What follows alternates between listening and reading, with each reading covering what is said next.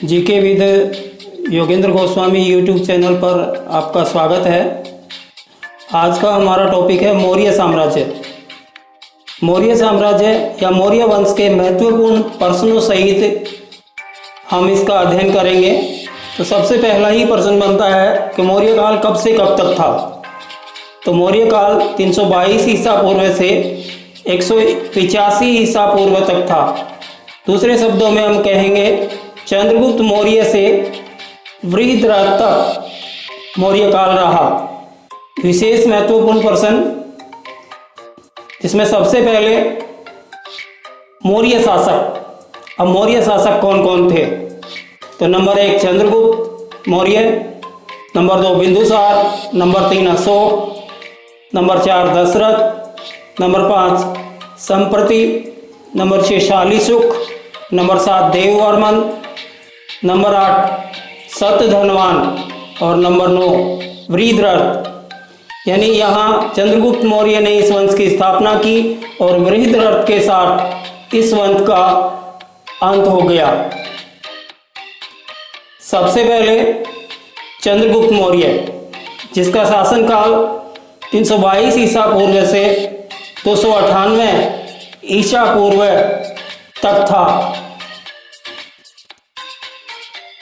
322 ईसा पूर्व में चंद्रगुप्त मौर्य ने चाणक्य की सहायता से घनानंद को पराजित कर मौर्य वंश की स्थापना की।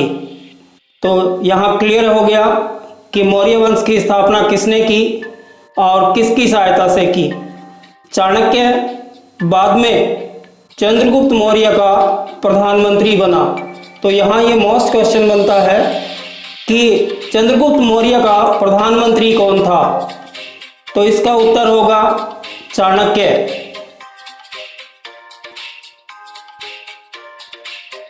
नेक्स्ट है चाणक्य के अन्य नाम। तो चाणक्य को कौटिल्य नाम से भी जाना जाता है और इसका वास्तविक या बचपन का नाम था विष्णुगुप्त। इसने एक प्रसिद्ध पुस्तक लिखी जिसे अर्थशास्त्र के नाम से जाना जाता है, जो राजनीति से संबंधित थी। दूसरा मोस्ट क्वेश्चन यहाँ बनता है कि मौर्य साम्राज्य को अखिल भारतीय साम्राज्य का भी कहा जाता है, क्योंकि इससे पहले कोई अखिल भारतीय साम्राज्य नहीं था। और तीसरा मोस्ट क्वेश्चन बनता है कि चंद्रगुप्त मौर्य की शासन प्रणाली कैसी थी? तो चंद्रगुप्त मौर्य की शासन प्रणाली राजतंत्रात्मक थी। यहाँ कई क्वेश्चन बने हैं इसमें, जैसे चाणक्य का दूसरा नाम तो कौटिल्य, चाणक्य का वास्तविक नाम तो विष्णुगुप्त। नेक्स्ट है चंद्रगुप्त मौर्य के अन्य नाम। तो चंद्रगुप्त मौर्य को जस्टिन ने सेंड्रोकॉट्स कहा है। दूसरा, विशाखदत्त की मुद्रा राक्षस में चंद्रगुप्त मौर्य को किस नाम से जाना जाता था? तो चंद्रगुप्त को वृषल नाम से जाना जाता था। वृषल का अर्थ होता है निम्न कुल या निम्न जाति में उत्पन्न व्यक्ति। और तीसरा महत्वपूर्ण प्रश्न है बौद्ध साहित्य महावंश में चंद्रगुप्त मौर्य को किस नाम से जाना जाता था? तो बौद्ध साहित्य महावंश में चंद्रगुप्त मौर्य को क्षत्रिय नाम से जाना जाता था, या क्षत्रिय नाम से हम उसको वहाँ देख सकते हैं।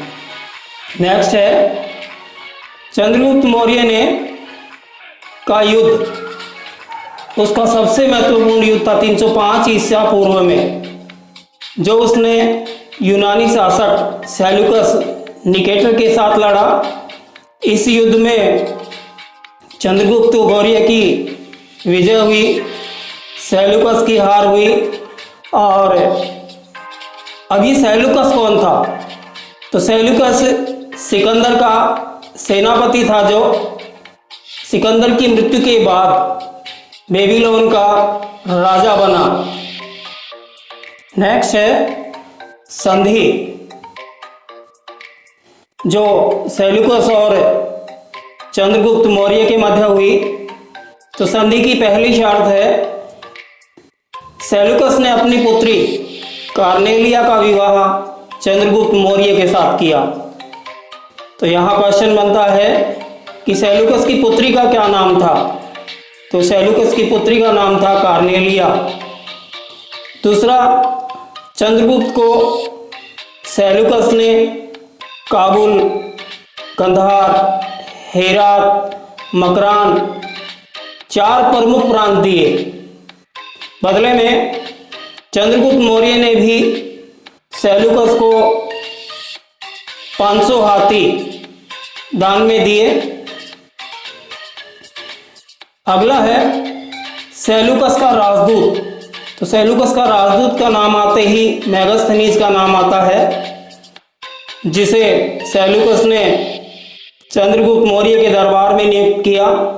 उसने एक प्रसिद्ध पुस्तक लिखी जिसका नाम था इंडिका। तो यहाँ प्रश्न बनता है मेगास्थनीज की पुस्तक का नाम क्या था?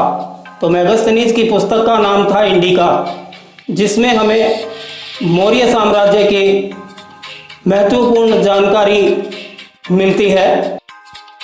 नेक्स्ट है चंद्रगुप्त मौर्य का धर्म। तो चंद्रगुप्त मौर्य किस धर्म का अनुयायी था? तो चंद्रगुप्त मौर्य जैन धर्म का अनुयायी था। उसने जैन मुनि भद्रबाहु से जैन धर्म की दीक्षा ली।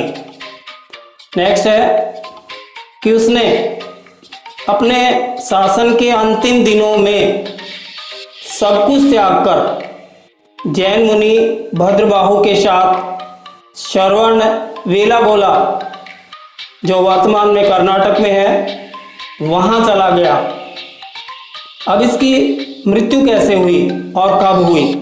तो इसकी चंद्रगुप्त मौर्य की मृत्यु 298 ईसा पूर्व हुई।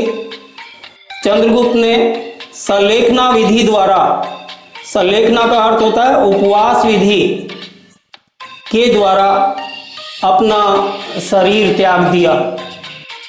नेक्स्ट है बिंदुसार, जो मौर्य साम्राज्य का दूसरा महत्वपूर्ण सम्राट, जिसने 298 ईसा पूर्व से 273 ईसा पूर्व तक मौर्य साम्राज्य को संभाला।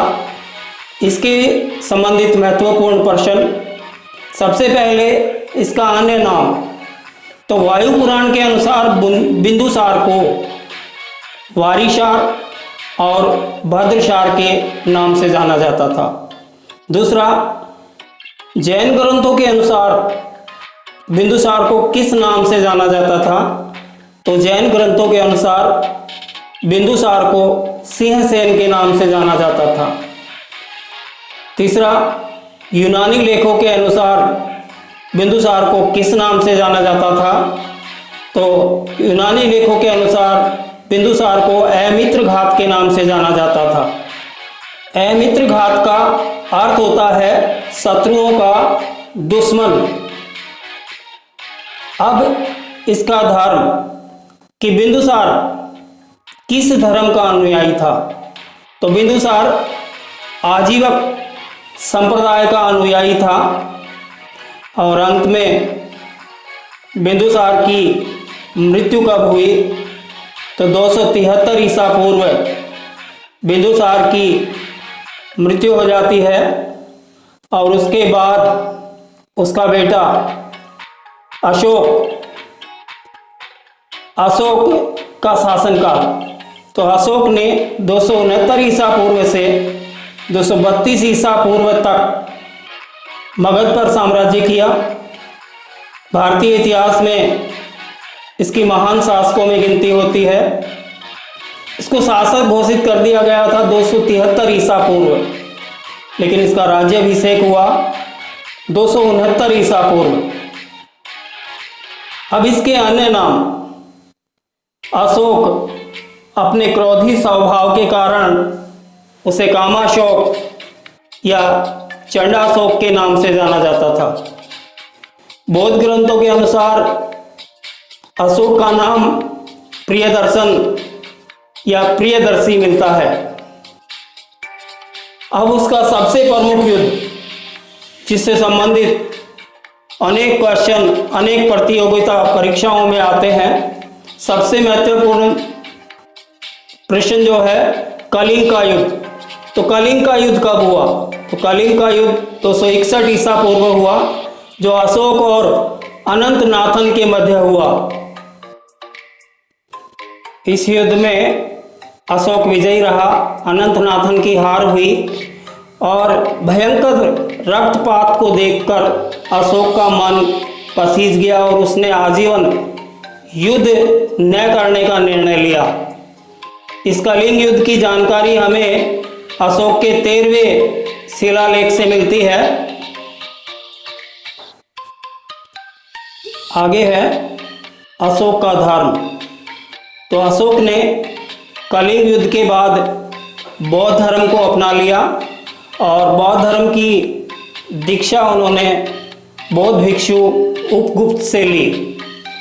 फिर उन्होंने इस बौद्ध धर्म के प्रचार प्रसार के लिए अपनी पुत्री व पुत्र महेंद्र और संघमित्रा को श्रीलंका भेजा।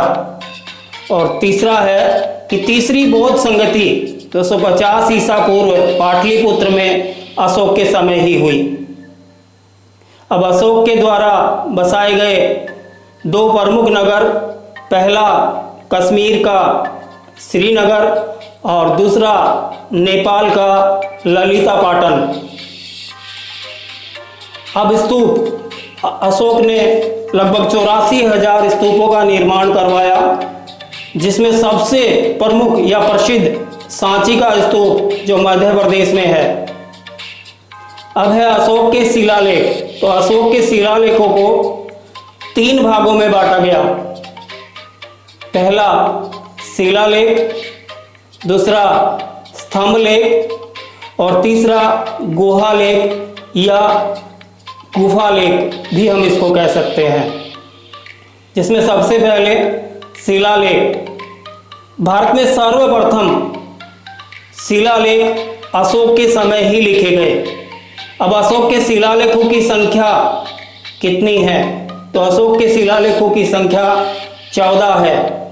अब अशोक के शिलालेखों की खोज सबसे पहले किसने की?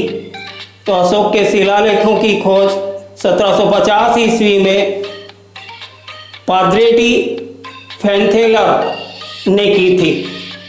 और नेक्स्ट है कि अशोक के अभिलेखों को सर्वप्रथम किसने पढ़ा?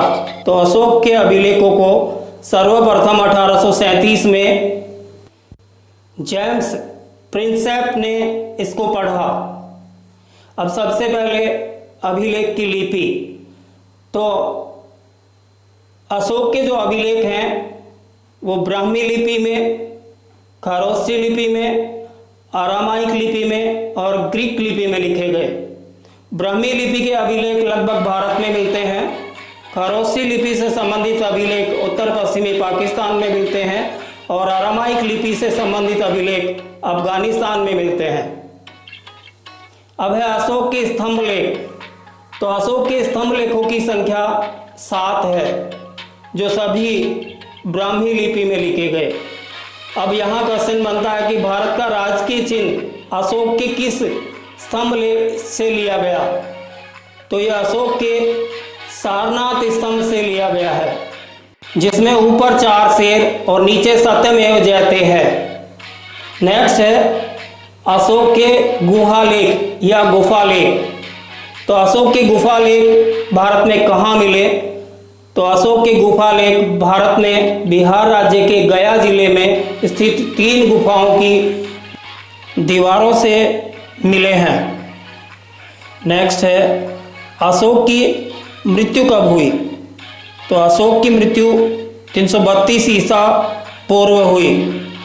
अशोक के बाद जितने भी शासक हुए वो निर्बल थे और अंतिम जो शासक था बृहद्रथ, जिसकी हत्या उसके सेनापति पुष्यमित्र शुंग ने कर दी। और इस प्रकार 185 ईसा पूर्व मौर्य वंश का पतन हो गया। और ये सभी मौर्य वंश से संबंधित महत्वपूर्ण पर्सन थे जो आपकी प्रतियोगिता परीक्षा में आपकी बहुत अधिक मदद करेंगे। उम्मीद है आपको ये वीडियो अच्छा लगा होगा। अच्छा लगा तो लाइक का बटन दबाएं। पहली बार अगर आप हमारे चैनल पर आए हैं तो चैनल को सब्सक्राइब करें ताकि इसी तरह की जानकारी आपको मिल सके। जय हिंद, धन्यवाद, आपका दिन शुभ हो।